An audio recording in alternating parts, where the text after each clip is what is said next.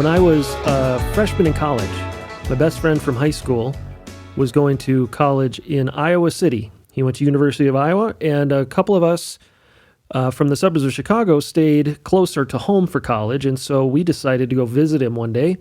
And we got in my 1985 Ford Escort, and we hit the highway, and we were heading out to Iowa. We crossed the border into Iowa, and I noticed that the speed limit sign went down. And I thought, but it's a beautiful day, and I'm, 19 years old, so I'm going to have fun with this anyway. And believe it or not, that Ford Escort could get up to about 78 miles an hour. And so we were cruising, having a good time, and sure enough, we come around a corner, and there is sneaky radar waiting for us. And sure enough, the police officer pulls us over, and being my 19-year-old self, I said, "I had no idea, officer." He said, "It's clearly posted all up and down the highway. Did you not realize you were going that fast?" "No, I didn't even see the speedometer, officer." He wrote me a ticket anyway, even though I batted my eyelashes at him. He said, "Nope, you did know better. You saw the sign and you broke the law." And I had to pay a hefty fine because I wasn't about to go back to Iowa for court. The moral of the story is, ignorance typically is not an excuse, but the truth is, ignorance is not really real. We do understand things. We do know the rules.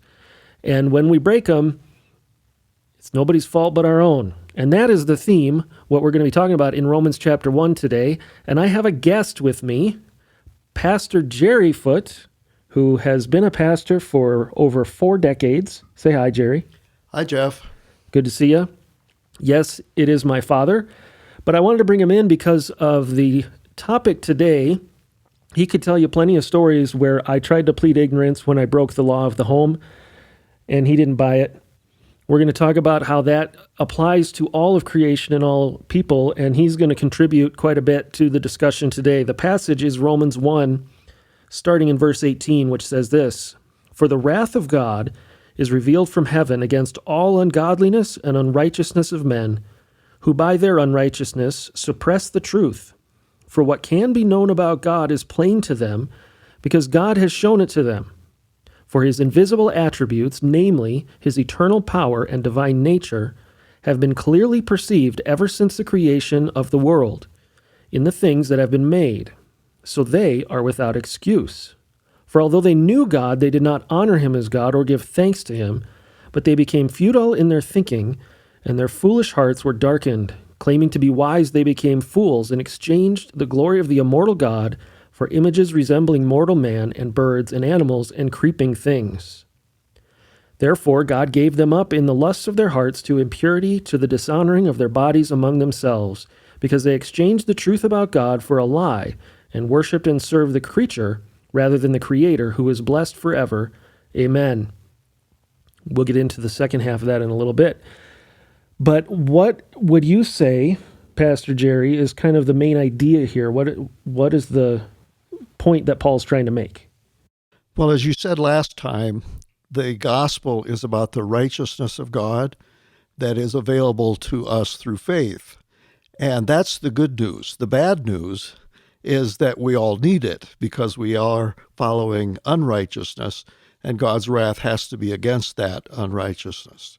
When it says God's wrath, explain that a little bit, because we're in kind of a day and age where that is mean. That is kind of treated as, well, I thought God was love, and I thought love wins. What does this wrath have to do with it? Well, I think it comes back to what righteousness means in essence. We may have ideas that it means being a nice person or something like that.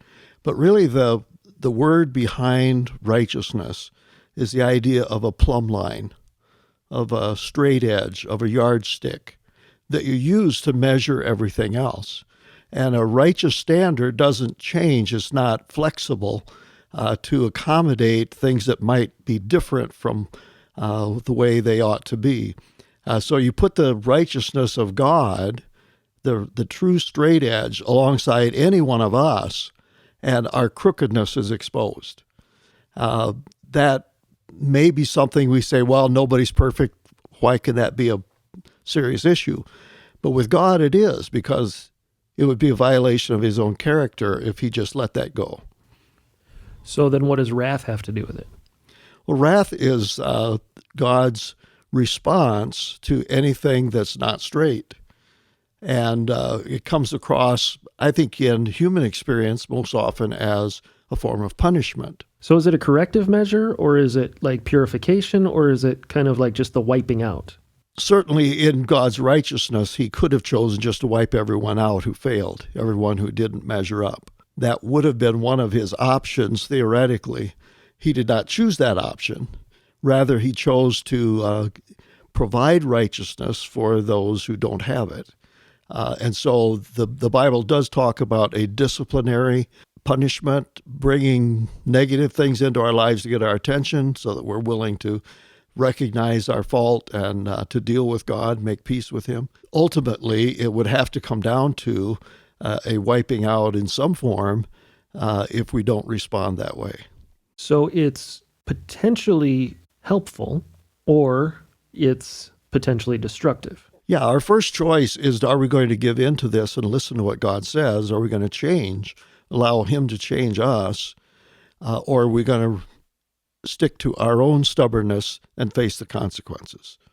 So the main theme that Paul is bringing in here in chapter 1, starting in verse 18, leading up to chapter 3, verse 23, is that we as humans really have no excuse when it comes to whether or not we understand who God is. And with that, he starts here in this passage talking about pretty much the world at large, people who would be considered the nations, the Gentiles. Chapter 2, he delves into more of what the chosen people of Israel were faced with in terms of whether or not they have an excuse to have believed or not believe. Here in chapter 1, it seems to be a little more generalized. Right. So it says that from the beginning, because of creation, everybody understands the divine attributes and eternal power of God. Well, it says they see it in what God created. So God put a picture of himself, a description of himself into the cosmos, into the microscopic areas of the world that we can look into. Even as he mentions in chapter 2, in the conscience of people, we know that we have done something wrong. The information is there, and we are without excuse.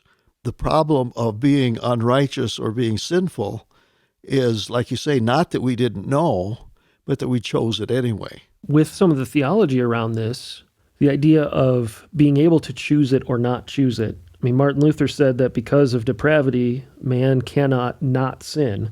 So if God revealed this to us, and then we, as a human race, did not pursue him, but instead exchanged the worship of him for the creature, as it says here, the creation instead of the creator, we are without excuse. But really, if Luther's right, did we have any choice in the matter?